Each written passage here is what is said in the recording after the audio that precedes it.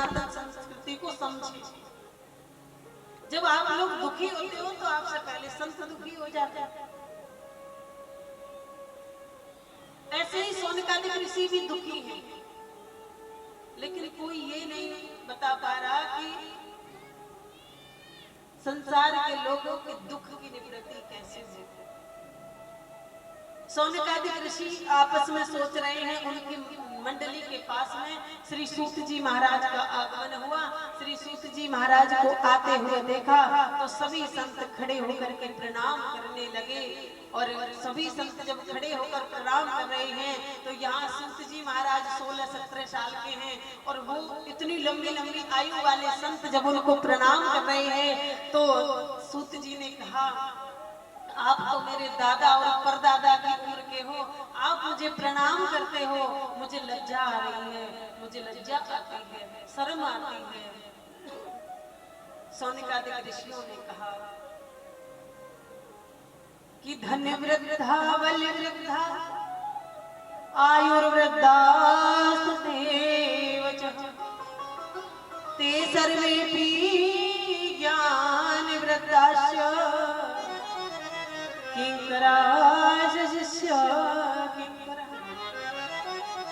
कोई धन में बड़ा होता है, कोई आयु में बड़ा होता है, कोई पद में बड़ा होता है, कोई प्रतिष्ठा में बड़ा होता है, लेकिन श्री सूत जी महाराज सबसे बड़ा तो वो है जिसके पास ज्ञान रूपी धन है।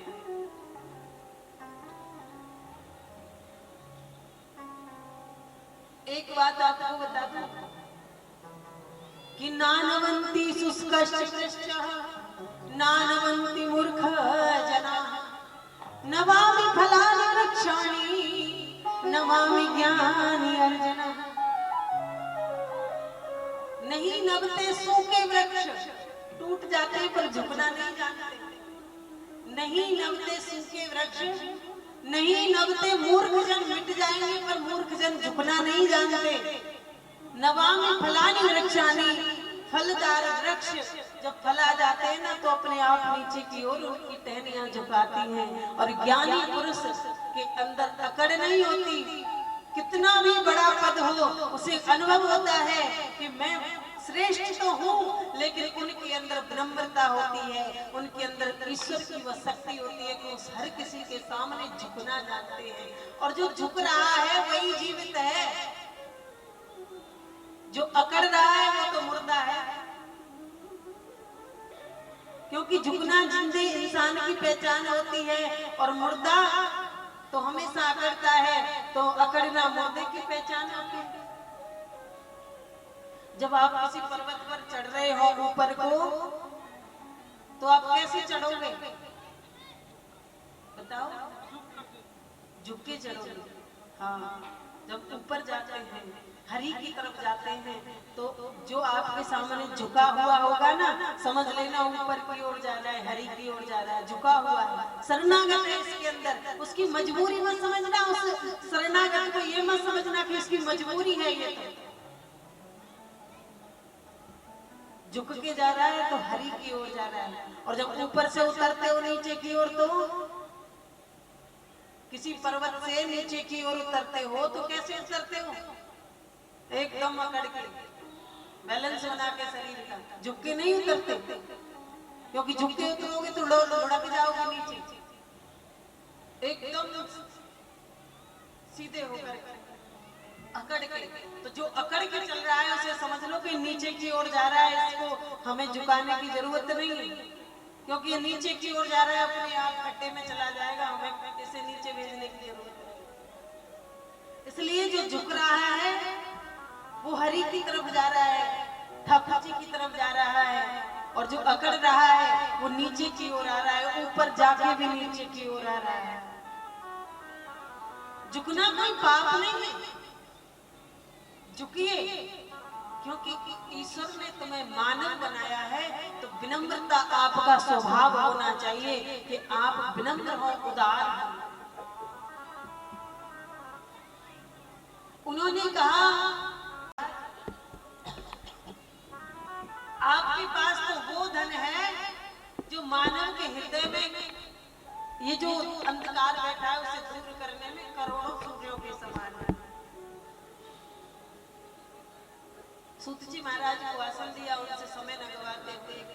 पूछा कि महाराज संसार के लोगों के दुख की निवृत्ति कैसे हो, हरि प्राप्ति कैसे हो।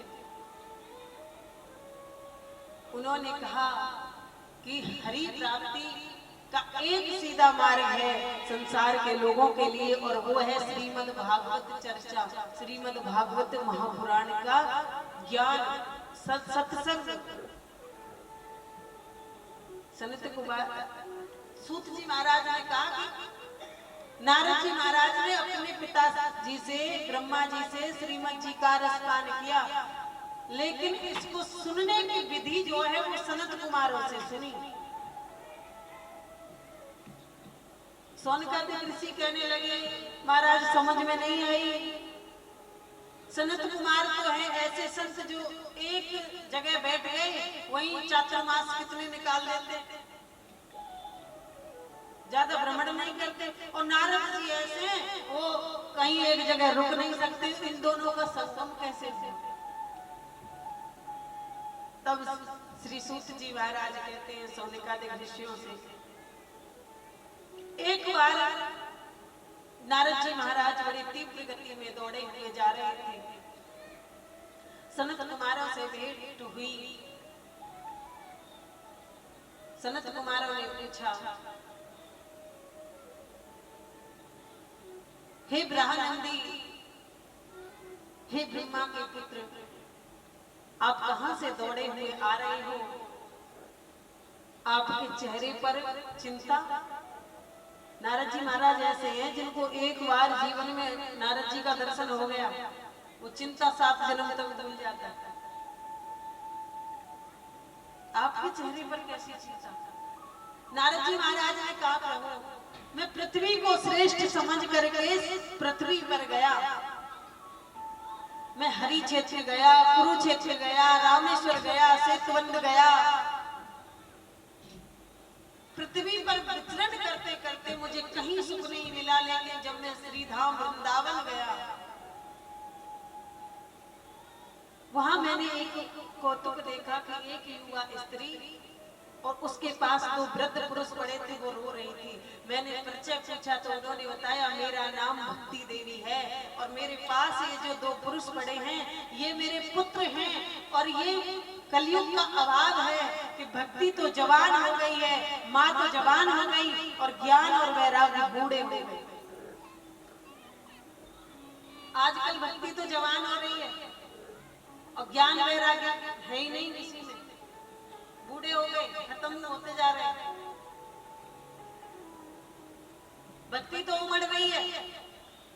चलो भोलेनाथ को नवाने, आज सोमवार है, सुबह सुबह नहाई धोए और लोटे में जल लिया और भोलेनाथ को नवाने के लिए उसमें 250 ग्राम दूध मिलाया और चलो भोलेनाथ को नवाने। और पीछे से सासू माँ ने आवाज लगाई, बहू जाती जा रही है तो थोड़ा मेरे लिए चाय बना के जा, मुझे चाय पीनी। अरे ये बुढ़िया और सुबह सुबह से टांग अड़ाती है, मेरे तो भोले बाबा को लेट हो जाएगा। और चाय दी नहीं और लेके लोटा भागी। और भोलेनाथ भी सोच रहे होंगे कैसी भक्तानी है। घर के भोले और पार्वती तो चाय के लिए तरस रहे और यहाँ 250 ग्राम दूध चढ़ाने आ गई पानी में मिला के। पहले घर के भोले पार्वती को मनाओ, घर के भोले पार्वती की आप पहले उनको खुश रखो, भोलेनाथ भी स्वतः ही खुश हो जाएंगे, अपने आप खुश हो जाएंगे। ये भक्ति जवान हो रही है, ज्ञान नहीं है कि हम कर क्या रहे हैं, क्या करना चाहिए, ये ज्ञान नहीं है। और वैराग्य नहीं है हृदय में कि ये हमारा धर्म है, इसे पहले करें बाद में और कोई कार्य करें। भक्ति जवान होती जा रही है, ज्ञान वैराग्य नष्ट होते जा रहे हैं। श्री धाम वृंदावन की बड़ी सुंदर महिमा है। किन्हीं को नाम हरि को, किन्हीं को नाम हरि को, सखीरी मोहे लागे वृंदावन नी को। कितने लोगों को लगता है वृंदावन नी को? किसी ने देखा ही नहीं है नींद को तो जब लगे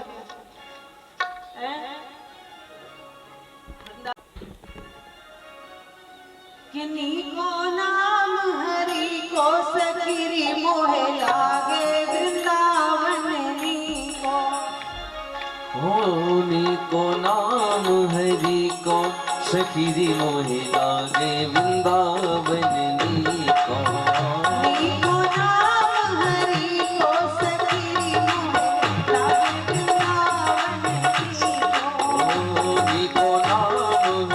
को सखीरी मोहे लागे वृंदावन को हरि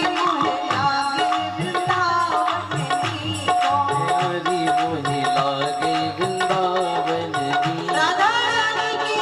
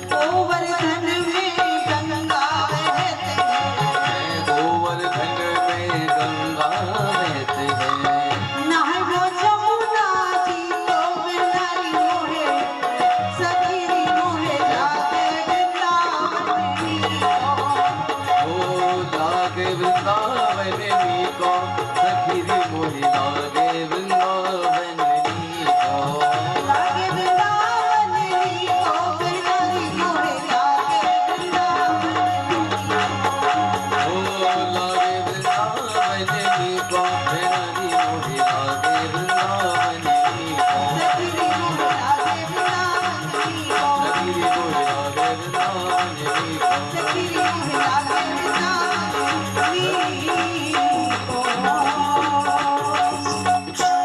बोली राधा रानी की, भक्तवत्सल भगवान की जय।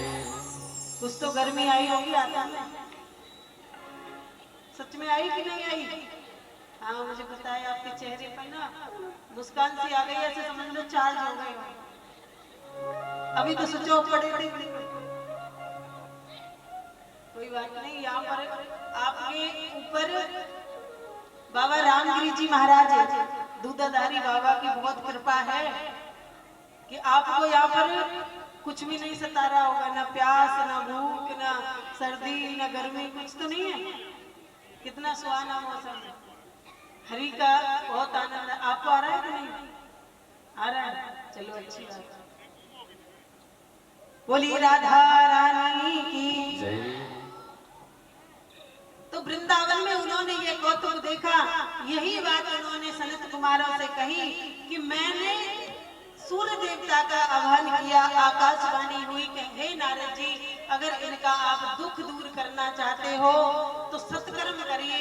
मैंने यज्ञ इत्यादि किए, लेकिन जब तक आहुतियां चलती थी तब तक तो भक्ति देवी और ज्ञान वैराग्य सब जवान हो जाते थे, लेकिन जैसे ही पूर्ण आहुति हुई वो पुनः वृद्ध हो जाते थे, बूढ़े हो जाते थे।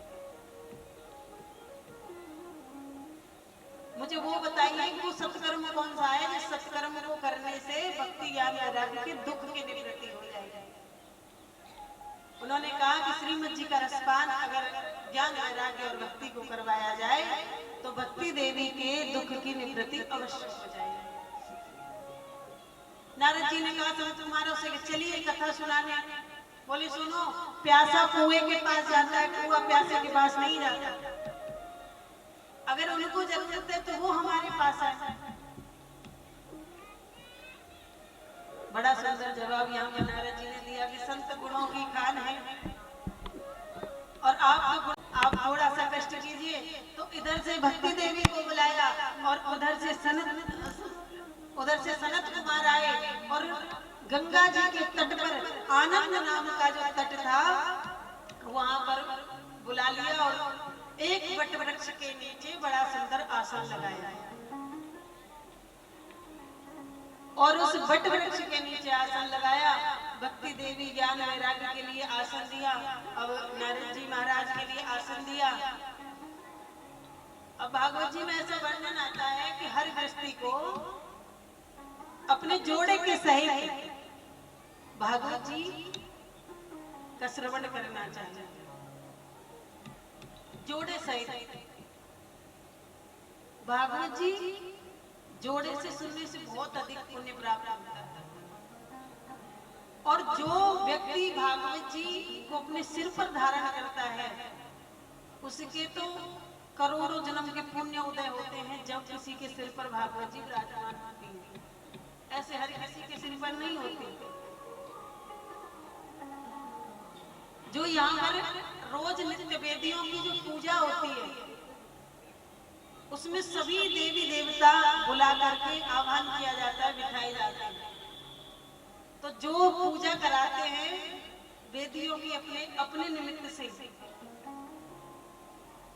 उनके निमित्त एक दिन की भागवत का फल जाता है। जो जोड़े से वेदियों का और भागवत जी का पूजन कराते हैं। अब महाराज नारद जी ने कहा कि मैं तो जोड़ा तो मेरा है नहीं, अब जोड़ी की व्यवस्था तो रेंट पे भी नहीं मिलती, किराए पे भी नहीं मिलती, तो क्या किया जाए?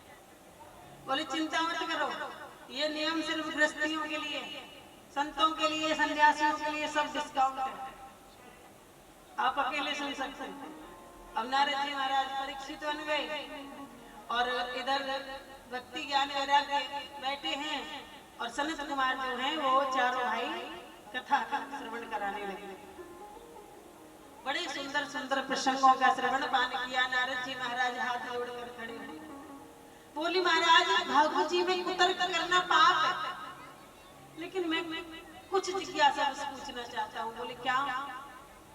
एक बात बताओ, इस भागवत को सुनने से अगर कोई ज्ञानी व्यक्ति तर जाए, कोई संत तर जाए, कोई अच्छा व्यक्ति धर्मात्मा तर जाए तो कोई बड़ी बात नहीं, उसे तो भव से पार उतरना ही, क्योंकि उसने अच्छे अच्छे काम किए। क्या कोई दुष्ट व्यक्ति भी भागवत सुनने से, पापी व्यक्ति भी भागवत सुनने से मोक्ष को प्राप्त हुआ है? संत कुमारों ने कहा आपने बड़ा सुंदर प्रश्न किया है। और कहने लगे कि ये मानवाः पापग्रस्तस्तु सर्वदा सदा दुराचारगतः विमार्गः क्रोधाग्निदा कुटिलास्य कामिनः सप्ताहयज्ञेन कलो पुनन्ति। जो मानव पाप करते करते पूरा जीवन निकल जाए और अंत में उसकी अकाल मृत्यु हो जाए और प्रेत योनि में, पिशाच योनि में चला जाए, और उसके नाम से भी भागवत जी करवा दी जाती है तो उसे भी मोक्ष प्राप्त हो जाता है। इतनी महिमा भागवत जी की बताई सनत कुमारों ने नारद जी को। श्री सूत जी महाराज कहते हैं कि भागवत जी कोई पोथी नहीं है, कोई ग्रंथ नहीं है जिसे ऐसे ही लिया चलो ठीक है सुन लिया। और भागवत जी को कहा गया है कि पिबतम भागवतम रसमाल्यम, भागवत जी को सुना नहीं पिया जाता है। चाहे आंखों के द्वारा पीजिए, चाहे कानों के द्वारा पीजिए, चाहे जिह्वा के द्वारा पीजिए, चाहे मन के द्वारा पीजिए, भागवत जी को पीना चाहिए। और मैं तो कहती हूँ कि सिर्फ पीने से काम नहीं चलता, भागवत जी को पीना भी चाहिए और भागवत जी को जीना चाहिए। जो भागवत जी को जीता है ना, उसका जीवन ही भागवत बन जाता है, वो भगवान में हो जाता है। फिर चाहे वो गृहस्थ में रहे, चाहे संसार में रहे, चाहे अकेला रहे, चाहे कहीं भी रहे, तो भागवत जी को पीना चाहिए ये तो कहते थे, लेकिन मैं कहती हूँ भागवत को जीना चाहिए, भागवत जी को जीना सीखिए।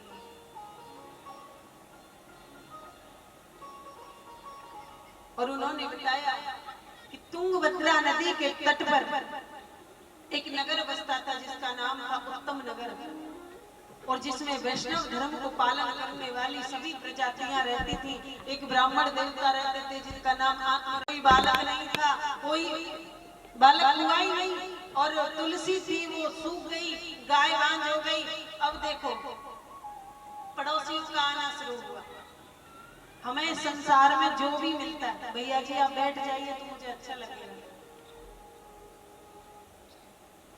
कल से एक यहाँ पर एक की ड्यूटी लगाएंगे इस बात की ही कि जो भी आए उसे बैठाते जाना, यही सेवा है आपकी।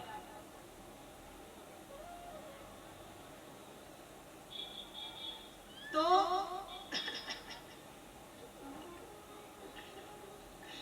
इस संसार में हमें जो भी मिलता है, जो भी व्यक्ति से हमारी भेंट होती है या किसी रिश्ते में हमें प्राप्त होता है, वो हमारे भाग्यों से प्राप्त होता है। अगर पत्नी अच्छी मिल जाए तो सौभाग्यशाली, और बेकार मिल जाए, लड़ने वाली मिल जाए तो हजार भाग्यशाली। कैसे? अच्छी मिल जाएगी तो तुम्हें हाथ पकड़ के पैर टूट के हाथ जोड़ कर ले जाएगी। भागवत हो रही है, चलो मेरा मन नहीं लग रहा, मैं भागवत सुनवा के लाओ, आप भी चलो, मैं भी चलती हूँ, सासू माता जी आप भी चलो, ससुर जी आप भी चलो, क्योंकि वो अच्छी है ना, वो सभी को सद्मार्ग की ओर ले जाएगी। और अगर बुरी मिल जाए, लड़ने वाली मिल जाए, तो घर में करेगी झगड़ा, और घर में जब झगड़ा होगा, हर समय चिकचिकबाजी होगी, तो फिर आप कहाँ जाओगे? पड़ोसी से अगर बतराओगे तो पड़ोसी तुम्हारी हंसी बनाएगा अगले दिन, तो फिर कहाँ जाओगे? बड़े मंदिर में, माता रानी वाले मंदिर में बैठकर और मैया का थोड़ी देर चिंतन करोगे, हे माता रानी हमारे मन को शांति दे। अच्छी मिल जाए तो हाथ पकड़ कर ले जाएगी, और बुरी मिल जाए तो लड़ लड़ कर भेज देगी। इसलिए जैसी मिल जाए वैसे में खुश रहो। अगर पति अच्छा मिल जाए तो तुम्हें हाथ पकड़ कर ले जाएगा, चलो ना, क्या कर रही हो, कंबल में दुबकी पड़ी है, चलो कथा सुन के आओ। 7 दिन की बात है, फिर तो पता निकल जाएगा। अगर बुरा मिल जाए तो इतना झगड़ा, इतना झंझट, फिर तुम्हारा संसार में मन नहीं लगेगा, फिर हरि भजनों में, हरि कीर्तन में, हरि नाम में ही मन लगेगा। अब पड़ोसियों को क्या लेना था ब्राह्मण देवता से, लेकिन उंगली करने लगे और कहने लगे कि तुम्हारे यहाँ तो तुम्हारा तुम्हारे पितृ नाराज हो गए, तुम्हारे यहाँ संतान नहीं है, तुम निसंतान नहीं हो, तुम्हारा मुंह देखने का धर्म नहीं है, ब्राह्मण देवता परेशान कर दिए। उन्होंने सोचा कि मैं अब वन को जाऊंगा तपस्या करके, और जब तक पुत्र प्राप्ति की खबरदार ना प्राप्त करूं तब तक आऊंगा ही नहीं। सब कुछ छोड़ छाड़ कर जंगल में चले गए और वहां बैठकर भगवान का ध्यान करने लगे। दिल के साफ थे, हरि के भक्त थे, तो भगवान प्रकट हुए एक साधु का वेश लेकर, संत का रूप लेकर। कहने लगे कि आप देखने में तो बड़े ही तेजस्वी तपस्वी लगते हो, कर्मकांडी ब्राह्मण लगते हो, लेकिन आप रो क्यों रहे हो? रोने का, दुखी होने का कारण बताओ। तो कहा कि मेरे यहाँ पुत्र नहीं है और मुझे पुत्र चाहिए। बहुत समझाया, क्या करोगे बेटे का? कपाल क्रिया करने के लिए बेटा चाहिए। जब खत्म हो जाते हैं तो बेटा जाता अग्नि लगाने, और फिर पीछे से क्या करता है, सिर में एक लठ मार के और एक लोटा घी गुरे देता है, ढंग से जल जाओ अच्छी तरीके से। बस इसके लिए बेटा चाहिए, और बेटे का क्या करना? भगवान को ही बेटा बना लो, भगवान से बढ़िया तो कोई भी संबंधी नहीं है, रिश्तेदार नहीं है।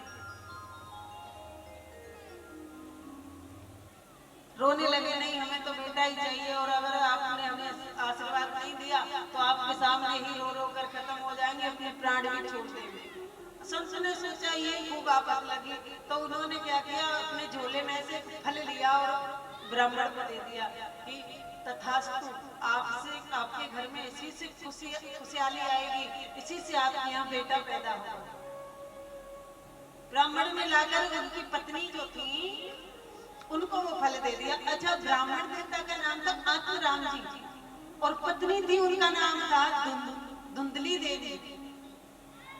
यथा नाम तथा गुण। धुंधली देवी इतनी क्रूर स्वभाव की थी, बोलती थी तो ऐसा लगता था मिर्च झड़ रही हो।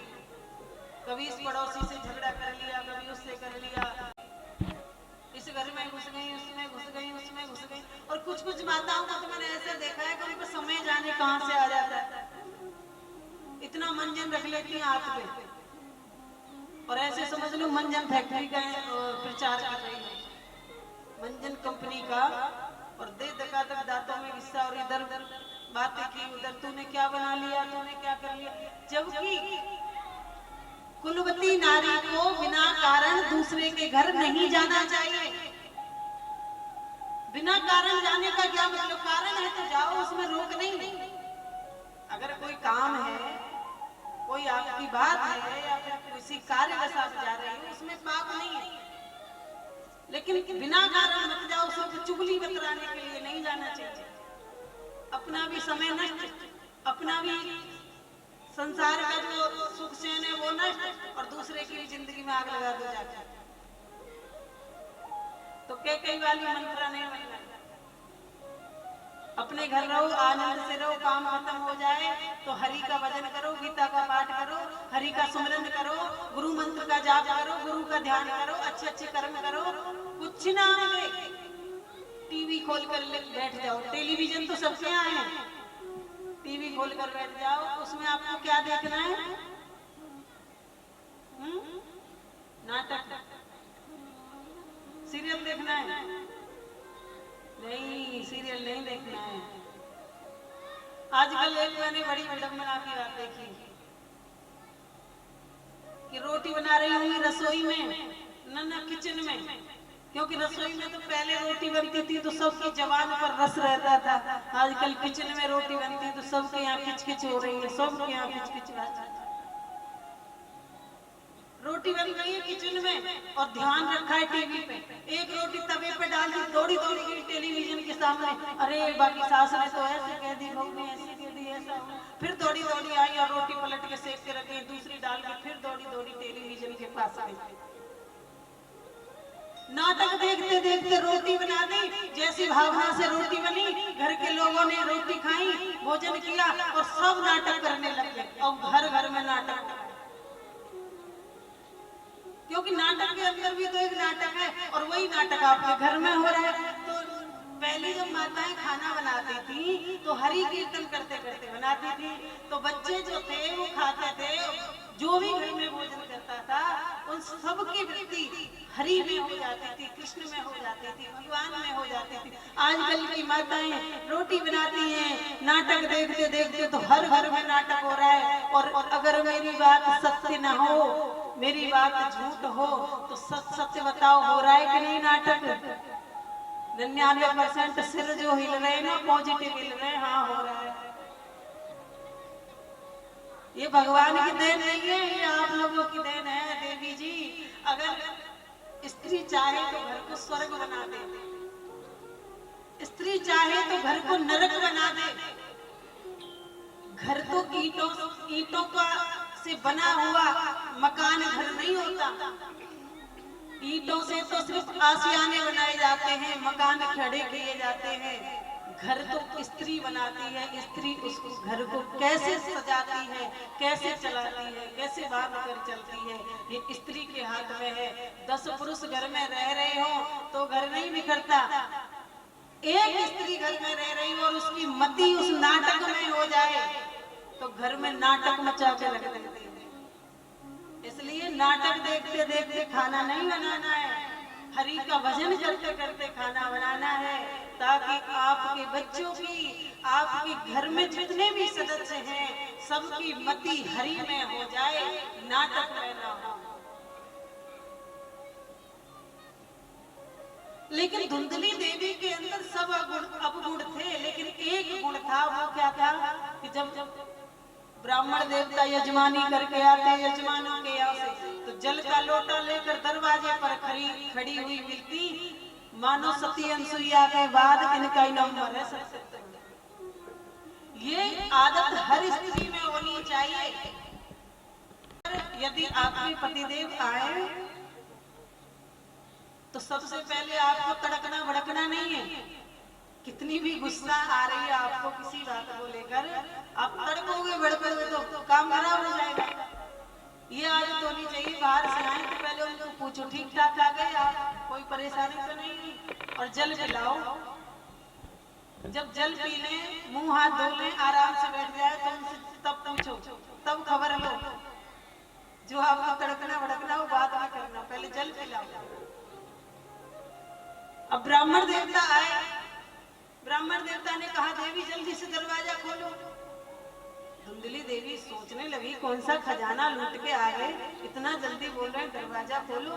दरवाजा खोला तो कहने लगे मैं एक फल लेकर आया हूँ, इससे हमारे यहाँ पुत्र पैदा होगा, इसे तुम फटाफट खा लो। हाथ में ले लिया धुंधली देवी ने, सोचने लगी सुखदेव जी की तरह 12 वर्ष तक गर्भ में बालक रह गया तो कौन इसे ढोता फिरेगा, कौन इस वजन को लादता फिरेगा। धुंधली देवी ने कह दिया ठीक है ब्राह्मण देवता मैं खा लूंगी, और ब्राह्मण देवता अपने नित्य कर्म में लग गए। दूसरे दिन हुआ, वो तो यजमानों के यहाँ चले गए यजमानी करने, इधर उसने अपनी सखी को बुलाया और कहा तुम्हारे यहाँ बहुत संतान है, कोई भी आपके यहाँ धन नहीं है और मेरे यहाँ धन बहुत है, संतान नहीं है, तुम्हारे गर्भ में जो बालक है ना उसे मुझे दे दिया। उसने कह दिया ठीक है, और फल लिया, दोनों ने परीक्षण के लिए गाय को खिला दिया। समय अनुसार गाय से एक पुत्र पैदा हुआ जिसका समस्त शरीर मानव के जैसा था, कान सिर्फ गाय के जैसे थे। और धुंधली देवी की सहेली के गर्भ से भी एक बालक जन्म लेकर आया। यह हल्ला मचवा दिया कि धुंधली देवी से पुत्र पैदा हुआ है, पुत्र की प्राप्ति हुई है। बड़ी जोर का धूमधाम से बालक का उत्सव मनाया, नामकरण का। अब देखो नाम से बड़ी महिमा है। पंडित जी ने सोचा मेरा नाम है आत्मराम, बच्चे का नाम रखूंगा परमात्मा राम, क्योंकि यथा नाम तथा गुण, जैसा नाम होता है वैसे गुण होते हैं। परमात्मा राम पहले नाम होते थे हरिदास, रामदास, तुलसीदास, सूरदास, सब दास होते थे। कुछ दिन बाद दास हट गए, सिंह लग गए, फलाने सिंह ढिकाने सिंह, तो घर में सिंहों की तरह दहाड़ने लगे। माँ ने बोला लाला रोटी खा ले बेटा, हाँ हाँ खा लूंगा, सिंहों की तरह धाड़। अब सिंह भी हट गए, अब तो पता नहीं नाम ही जन कहां से आते हैं।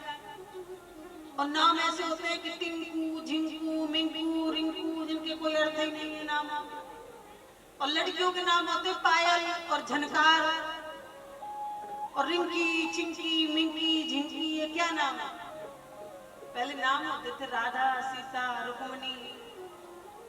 यथा नाम तथा गुण। पहले दास होते थे तो बच्चे घर में दासों की तरह रहते थे, फिर सिंह हो गए तो सिंहों की तरह धाड़ने लगे। अब तो वो नाम रखते हैं जो कुत्तों के भी नाम वही हैं और बच्चों के भी नाम वही हैं, पता ही नहीं चलता कि इंसान है कि पशु। तो ना यथा नाम तथा गुण, नाम ऐसा होना चाहिए जिसका कोई अर्थ हो। हरिदास का तो अर्थ है हरि का दास, रामदास का तो अर्थ है राम का दास, तुलसीदास का तो अर्थ है तुलसी का दास, कृष्णदास का तो अर्थ है कृष्ण का दास। अब बताओ चिंकू का क्या अर्थ है? बताओ मुझे, चिंकू का क्या अर्थ है? इसका नाम क्या? चिक्कू। चिक्कू का क्या अर्थ है? खाने वाला चिक्कू। इसका नाम क्या? झनकार। काई की झनकार। हर समय बजती रहे, पहले तुम्हारे यहाँ बज रही है फिर दूसरे के यहाँ जाके अशांति फैला दे, वहां भी बजती है। नाम रखो, ऐसी सुंदर सुंदर बहुत नाम हो।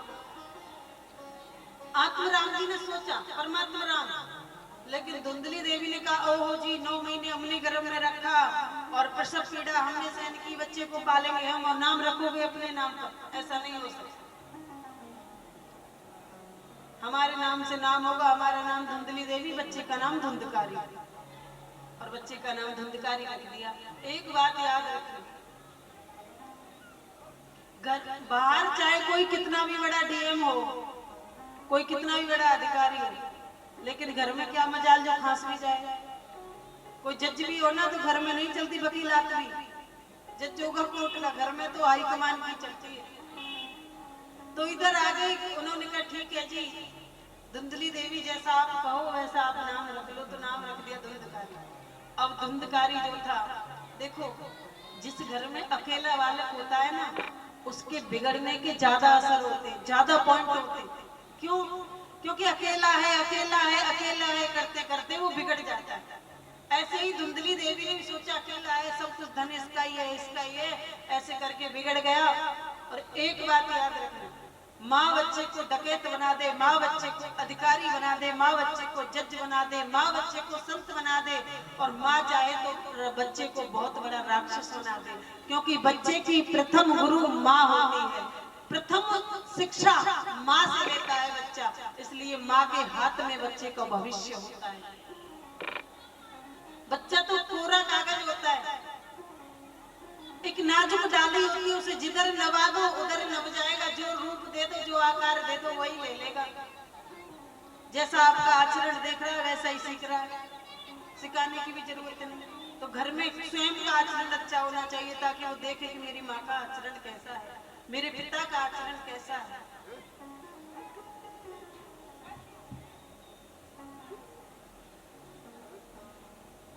धुंधली देवी के लाड़ प्यार ने बिगाड़ दिया। बच्चे को 5 साल तक खूब लाड़ प्यार करो, 5 साल से 15 साल तक खूब ताड़ना में रखो, कड़े अनुशासन में रखो, मानव बनाओ, और 15 साल के बाद बच्चे को मित्र जैसा व्यवहार करो, मित्र जैसे रखो कि हर बात आपसे आकर बता सके। जब बड़ा हो गया फिर संभालने की बारी आई तो फिर कहाँ संभलता है, मदरापान करने लगा, उल्टे सीधे दुनिया भर के ऐबों में पड़ गया।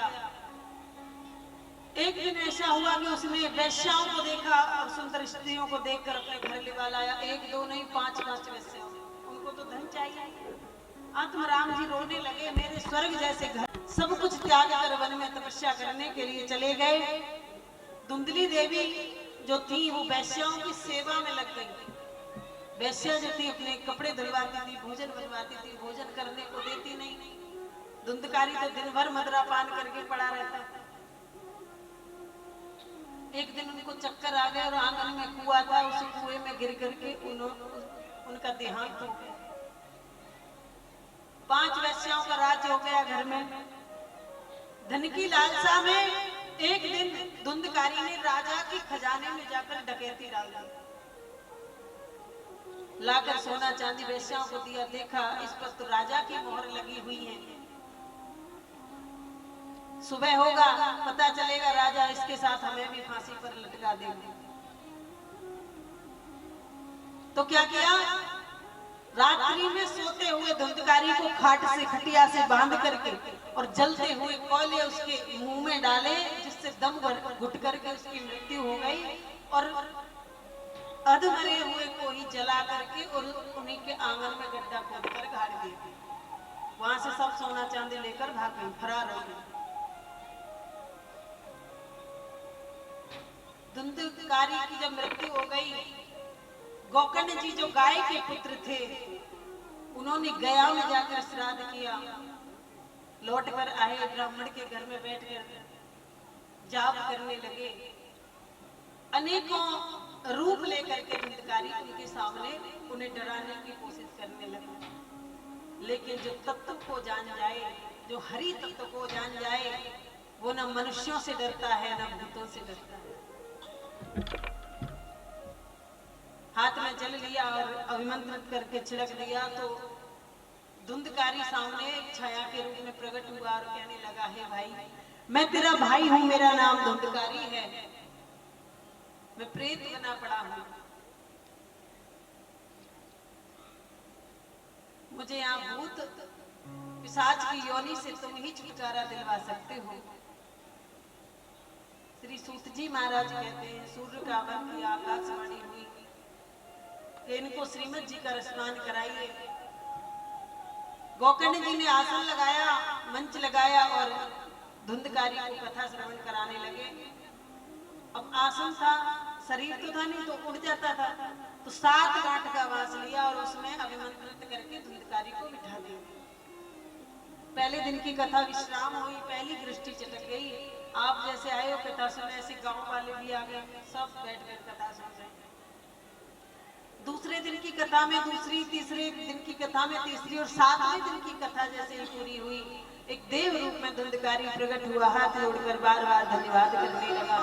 मैं आपका धन्यवाद करता हूँ, आपने मुझे इस प्रेत योनि से छुटकारा दिलवाया। और बार बार धन्यवाद करते हुए वैकुंठ को प्राप्त हुआ। जो श्रीमद जी को सच्चे हृदय से श्रवण करता है, उसकी मनोकामना अवश्य पूरी होती है। भक्ति देवी और ज्ञान वैराग्य प्रकट हुए, उन्होंने कहा, मुझे हमें आदेश कीजिए, हम कहाँ जाकर रहें। बोले, तुम भक्ति देवी से कहा कि तुम भक्तों के हृदय में जाकर विराजमान हो जाओ। ज्ञान और वैराग्य से कहा कि आप इनके मस्तिष्क पर बैठो। अब हृदय में भक्ति उमड़े और ज्ञान वैराग्य खोपड़ी पर नाचे तो क्या होता है बताओ? व्यक्ति हरि में हो जाता है। तो सभी कीर्तन करने लगे। आइए हम और आप भी कीर्तन करते हैं। इसी कथा के साथ में आज की कथा का विश्राम होगा। कल कथा आपकी 12 बजे से 4 बजे तक का समय गुरुदेव ने निश्चित किया है। संत श्रोमणी दूधाधारी बाबा रामगिरी जी महाराज का आदेश है कि 12 बजे से 4 बजे तक आप लोग कथा श्रवण करेंगे। तो आपको एक ड्यूटी करनी है। कौन कौन करेगा ड्यूटी ये बताओ, हाथ उठा के बताओ। कुछ लोग तो ये सोच रहे हैं पता नहीं क्या काम करवाना है इनको, तो हाथ ही नहीं उठाना। ठाकुर जी की ड्यूटी है, सब हाथ उठाओ। अच्छा, अब आपने वायदा कर दिया, वचन कर दिया, याद रखना। ड्यूटी ये करनी है आपको कि आपके अड़ोस पड़ोस के जितने भी आपके संपर्की हों, सबको ये बताना है कि कथा 12 बजे से 4 बजे तक होगी। ये ड्यूटी आपको कम से कम 10-10, 20-20 लोगों को, एक व्यक्ति को बताना है। अब कौन कौन खरा उतरेगा ठाकुर जी की ड्यूटी पर? अच्छा, सब। चलो भाई, आप बहुत अच्छे भक्त हो। अपने लिए एक बार जोरदार ताली बजा लो। तालियों में कितनी दम है। अपने लिए, हमारे लिए बज रही होती तो एक भी नहीं बजाता। चलो अच्छी बात है, अपने लिए तो करो कम से कम। तो आपको कल 12 बजे से 4 बजे तक आना है। गुरुदेव की ऐसी आज्ञा है कि 12 बजे से 4 बजे तक कथा होगी, क्योंकि इस समय ठंड भी बढ़ती जाती है और आपको भी घर का बहुत सारा कार्य करना होगा, है ना। खाना पीना बनाना, घर का कार्य देखना, अपने टावर टूबर देखना। तो कल आपको 12 बजे से आना है। और जो जिन माताओं ने मटकी ली है, कलश लिए हैं, उनको कलश पर दीपक लगाना है सुबह और शाम। अगर ना लग सके सुबह और शाम दोनों टाइम, तो एक टाइम तो लगाना ही है, चाहे कोई से भी समय लगा ले। और मुझे पता है आप 108 परिक्रमा नहीं कर पाओगे, तो आप 7 कर सकते हो, 11 कर सकते हो, 21 कर सकते हो, जितनी हो सके उतनी परिक्रमा कर लेना। और वैसे तो 108 होती है, जितनी आपकी श्रद्धा बनी। और इतनी भी नहीं हो तो 2 तो कर ही लेना। किसकी परिक्रमा करनी है? मेरी नहीं, भागवत जी की। ऐसे पूरे किया, ऐसे करके। इसका बहुत बड़ा महत्व होता है। तो जितना आप कर सको 2 कर लेना, ज्यादा नहीं कर सको तो 7 कर लेना, 11, 21 जो भी कर सको वो कर लेना। और 7 दिन तक आपको शाकाहारी रहना है, अंडे का भी सेवन नहीं करना है। शाकाहारी रहकर शुद्ध विचारों से, और जो आपने यहाँ श्रवण किया है उसे घर पर जाकर चिंतन करना है कि आज हमने क्या सुना था और इसमें से क्या अच्छी चीज हमें जीवन में उतारनी चाहिए। और ये आपको नियम रोज करना है। एक नियम ये भी है कि जो आज के ये परीक्षित हैं हमारे सरपंच जी, है ना, आज के ये परीक्षित हैं, तो गुरु महाराज के तो आप सभी बच्चे हो कि नहीं। तो जो भी भागवत जी की और वेदियों की पूजन कराना चाहता है जोड़े सहित, वो गुरुदेव से आकर के मिल लें। और वेदियों का पूजन जोड़े सहित जो कराता है उसे 1 दिन की भागवत का फल मिलता है। तो गुरुदेव से आकर के मिल लें और गुरु जी की आज्ञा अनुसार आप वेदियों का पूजन कराएं, भागवत जी का पूजन कराएं। आपके यहाँ पर धन समृद्धि सुख शांति के लिए वो पूजन होता है। कोई जोर जबरदस्ती नहीं है, घर जाके विचार कर लेना और जिसका भी मन करे वो गुरुदेव से आके मिल लेना। रामगिरी जी महाराज जी हमारे गुरुदेव जी हैं, उनसे मिल लेना। और कल आपको 12 बजे से आना है। अभी कीर्तन करते हुए आनंद लेते हुए चलते हैं आरती के लिए। और फिर कल की कथा को आपको पता ही है, आप यहाँ 11:30 बजे आ जाओगे तो सब अच्छी जगह बैठ जाओगे। और ज्यादा लेट आओगे तो हो सकता है कल गेट के बाहर बैठने का आपको अवसर मिले, क्योंकि भीड़ तो बढ़ेगी ना। तो इसलिए आपको जल्दी आना है, 12 बजे से भी 10-20 मिनट पहले ही आके बैठ जाना ठाकुर जी के सामने। आइए एक संकीर्तन के साथ में चलते हैं।